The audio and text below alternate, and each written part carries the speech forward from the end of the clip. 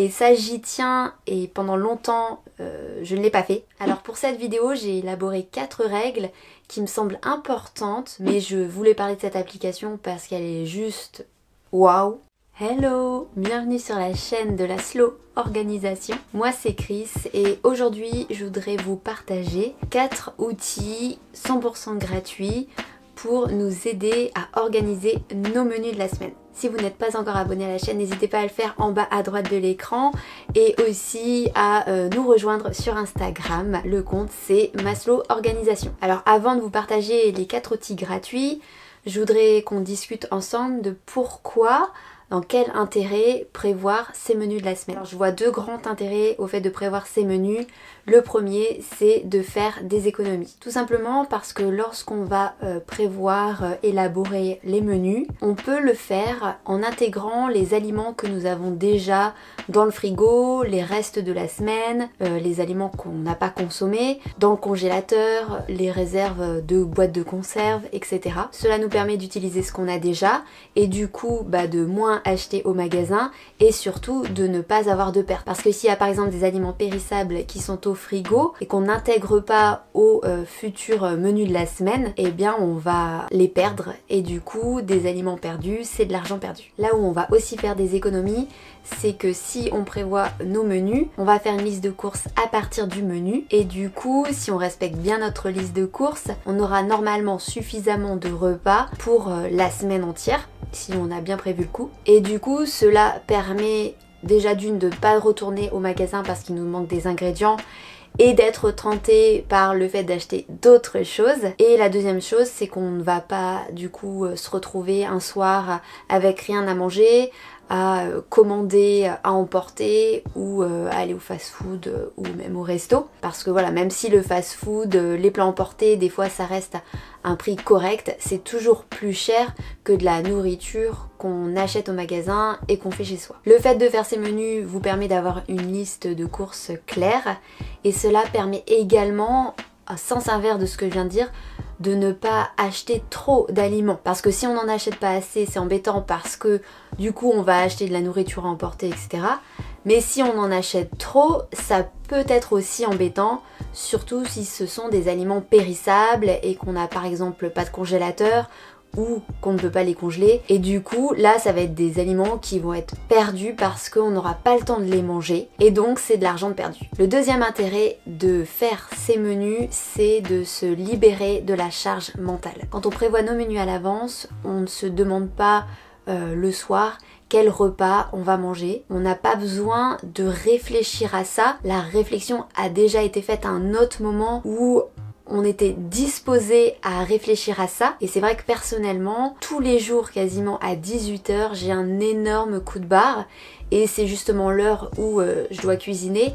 Et du coup, si je dois commencer à me mettre à réfléchir à ce que je vais faire, c'est beaucoup plus compliqué et beaucoup moins motivant que si j'ai déjà réfléchi en amont, à un moment où j'étais disposée à réfléchir, en forme, plutôt que là où je suis vidée de ma journée, fatiguée et où clairement je fonctionne à l'automatisme. Je pense que je suis pas la seule dans ce cas-là. Donc ne pas avoir besoin de réfléchir à ce qu'on va manger. La deuxième chose, c'est que si les menus sont prévus et que c'est affiché, c'est-à-dire que la famille, le conjoint, les enfants, le coloc savent ce qui est prévu, c'est plus facile de déléguer ou de cuisiner ensemble et du coup voilà, ça libère pas mal de charges. Alors pour cette vidéo j'ai élaboré 4 règles qui me semblent importantes pour bien organiser ces menus. La première, et ça j'y tiens et pendant longtemps je ne l'ai pas fait, c'est faire des repas simples. Ce n'est pas parce que on organise ces menus qu'on est obligé de faire des recettes de cuisinier, des recettes sur marmiton, etc.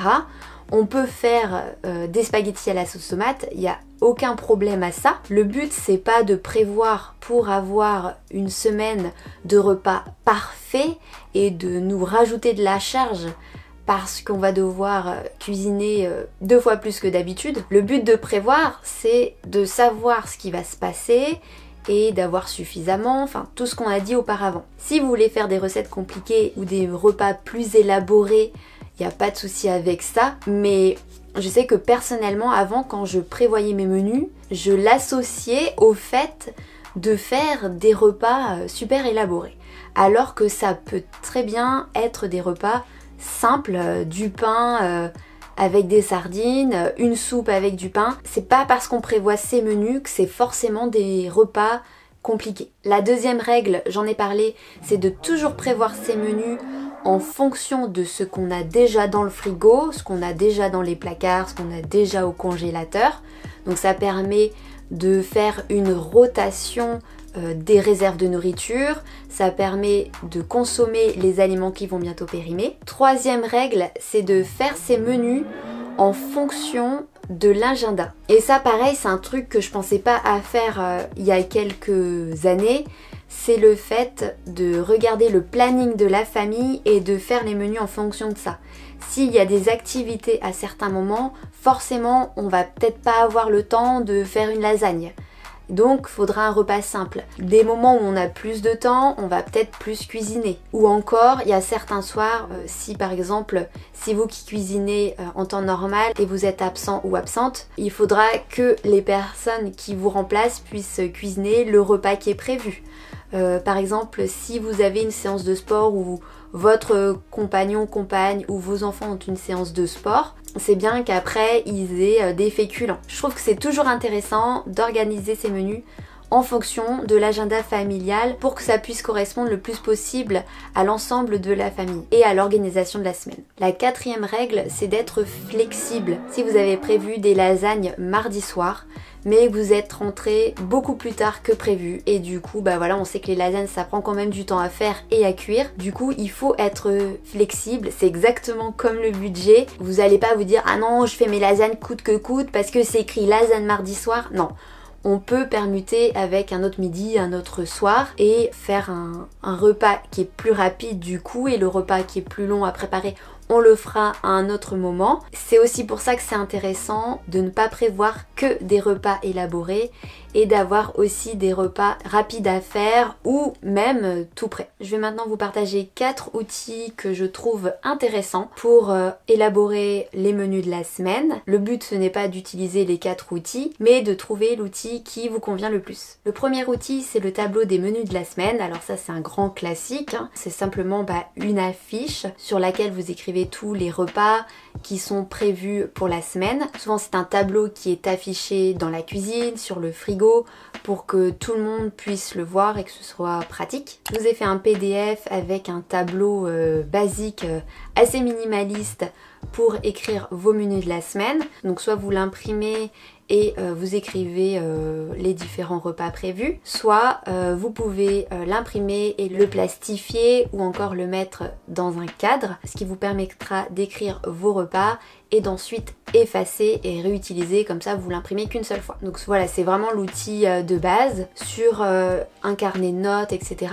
vous faites l'inventaire de tout ce que vous avez, ensuite vous prévoyez vos menus et ensuite vous les écrivez sur votre tableau. Ce qui est pas mal quand on efface, c'est que si vous avez un changement de menu dans la semaine, comme je l'expliquais juste avant, vous pouvez effacer et réécrire. Le tableau menu est disponible en téléchargement sous la vidéo. Le deuxième outil, c'est un fichier Google Sheet pour éditer vos menus. Alors Google Sheet en fait c'est l'équivalent d'Excel mais sur Google. L'intérêt de Google Sheet par rapport à Excel, c'est que Google Sheet est 100% gratuit. Il suffit juste de se créer une adresse Gmail pour pouvoir l'utiliser.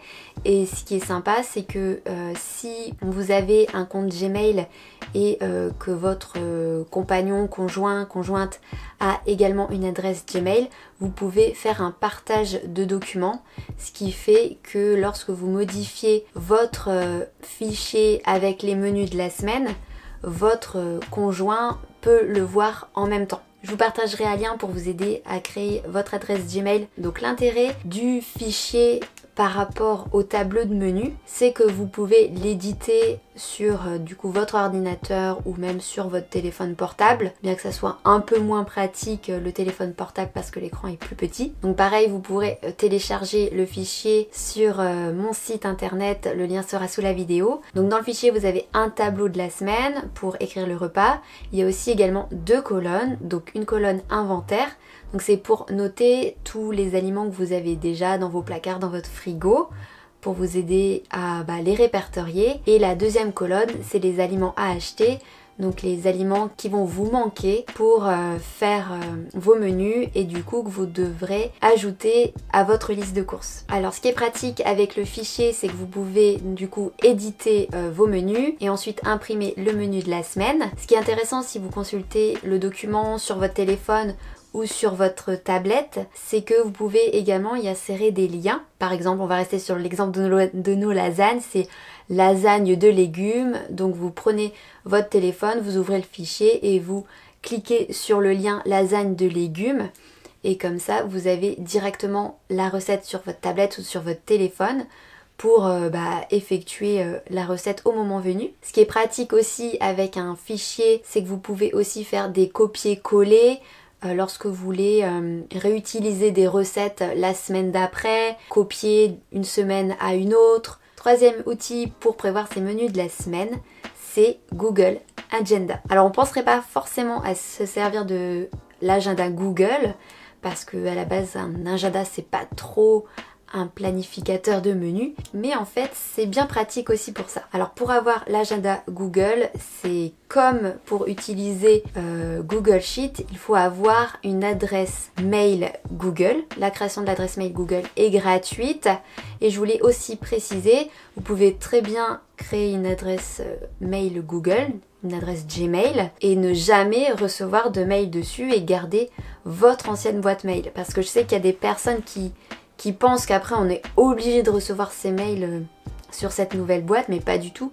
Si vous ne communiquez pas votre adresse, vous ne recevrez aucun mail. Donc c'est intéressant parce que les outils Google sont quand même super cool et gratuits. Donc Google Agenda à la base c'est pour organiser sa journée, prévoir des événements, des rappels. C'est très facile d'utilisation. Et là ce que vous pouvez faire du coup, c'est ajouter vos menus de la semaine. Donc il suffit de créer un événement. Donc vous allez donner un titre à votre événement. Par exemple ça va être lasagne. Ensuite vous allez choisir la date à laquelle vous voulez faire des lasagnes et même l'heure. Vous pouvez ajouter une notification 15 minutes, 30 minutes avant le moment de faire les lasagnes pour vous rappeler qu'il faut cuisiner. Vous pouvez également choisir un code couleur pour savoir que telle couleur c'est tel plat, ou encore voilà tous les repas les mettre d'une certaine couleur. Voilà, c'est à vous de voir en fonction de l'organisation que vous voulez adopter. Vous pouvez ajouter une description, donc si vous voulez ajouter des informations pour y avoir accès au moment où vous devrez faire la recette, vous pouvez ajouter un lien comme sur le fichier. Donc pareil, si vous aimez vous servir de votre téléphone, Google Agenda est fait pour vous. Vous pouvez partager ça avec toutes les personnes que vous voulez dans la famille qui ont un compte Google, une adresse Gmail. Donc ça c'est hyper pratique. Comme ça toute la famille est informée de ce qu'on va manger. Et le truc aussi hyper pratique sur les événements, ça j'aime beaucoup cette fonctionnalité, c'est que vous pouvez créer un événement récurrent. Là vous voyez, vous pouvez choisir si vous voulez que cet événement arrive qu'une seule fois, tous les jours, toutes les semaines, tous les mois, tous les ans, ou personnalisé. Donc par exemple, si vous voulez faire croque-monsieur tous les mardis soirs, et vous pouvez faire un événement récurrent, c'est-à-dire que voilà, vous entrez une fois l'événement et vous dites que tous les mardis soirs, ce sera croque-monsieur. Du coup, Google Agenda va mettre croque-monsieur tous les mardis soirs de l'année. Donc ça, c'est hyper pratique. Et c'est gratuit. Le dernier outil, et qui est en fait plusieurs outils que je trouve intéressants pour organiser ces menus de la semaine, ce sont les applications mobiles. Alors j'en ai testé plusieurs pour vous parce que franchement il y en a beaucoup et il y a vraiment de tout. Alors la plupart des applications sont gratuites, il y en a quand même des payantes. Certaines sont gratuites mais il y a de la pub, ou vous avez un contenu de base et si vous voulez avoir la version premium il faut payer. De toute façon les applis ça marche toujours plus ou moins comme ça. Et donc les deux applis que j'ai retenues, la première c'est un planificateur de menus pur et dur, simple, Easy Menu. Donc en fait Easy Menu vous permet, comme un peu votre tableau de menu dans votre cuisine, il vous permet d'écrire tous les menus de la semaine, écrire la liste des ingrédients, vous pouvez également ajouter la recette, vous pouvez également éditer une liste de courses. en fonction du menu de la semaine. Par contre, la liste de courses ne s'édite pas toute seule. Donc ça, je trouve que c'est un peu le point négatif. En fait, c'est vraiment la même chose que un tableau de menu en version effaçable dans la cuisine, plus une liste de courses pareil effaçable et que vous rééditez à chaque fois. La seule différence, c'est qu'au lieu d'être sur un carnet ou sur votre frigo, tout est sur votre téléphone portable. Donc voilà, c'est l'intérêt de cette application et ce que j'aime pour le coup, déjà elle est en français et elle est vraiment simple. Moi j'aime bien les applications simples parce que le problème des applications qui ont un peu trop de fonctionnalités, c'est que souvent, pas toujours mais très souvent, elles deviennent trop compliqué à comprendre et ça devient plus du tout intuitif. La deuxième application que j'ai retenue, là ça va un peu plus loin, c'est pas tout à fait de la planification de menu, mais ça y contribue. Mais je voulais parler de cette application parce qu'elle est juste waouh, c'est l'application Joe. Alors elle est assez connue, je sais qu'il y a sûrement pas mal d'entre vous qui la connaissent et qui l'utilisent peut-être. Donc cette application, voilà, c'est pas un tableau pour écrire vos menus de la semaine. C'est une application qui va prendre en compte le nombre de personnes du foyer. Elle va aussi prendre en compte si ce sont des personnes adultes ou des enfants et leur âge pour élaborer des recettes et connaître les quantités nécessaires. Cette application prend aussi en compte votre régime, si vous êtes végétarien, sans gluten, etc. Et ensuite, une fois que vous avez dit tout ça, Joe va vous proposer plusieurs repas, plusieurs recettes de repas avec les ingrédients à acheter. Et le truc qui est aussi hyper cool, surtout si vous aimez faire vos courses au drive, c'est que après vous pouvez directement commander vos courses au drive avec la liste des ingrédients des menus que vous aurez choisis pour la semaine. J'espère que vous m'avez compris. C'était pas très clair. En gros, Joe vous propose des recettes en fonction de vous, de vos goûts, de votre famille. Et ensuite, la liste des ingrédients que vous pouvez directement commander au drive du magasin ou aller acheter vous-même en magasin. Ça simplifie quand même pas mal la vie, surtout que vous me demandez souvent des idées de recettes et je sais que c'est souvent ce qui pose problème pour l'élaboration des menus. Voilà, ce sont les 4 outils gratuits que je recommande. Je vous mettrai bien sûr tous les liens sous la vidéo. J'espère que cette vidéo vous a plu. Si c'est le cas, n'oubliez pas de mettre un pouce. Et puis si vous avez d'autres outils gratuits à partager en commentaire qui pourraient nous aider à organiser nos menus de la semaine, eh bien n'hésitez pas. Toujours cool de pouvoir partager dans les deux sens. Et puis je vous dis à très bientôt pour une prochaine vidéo. Salut!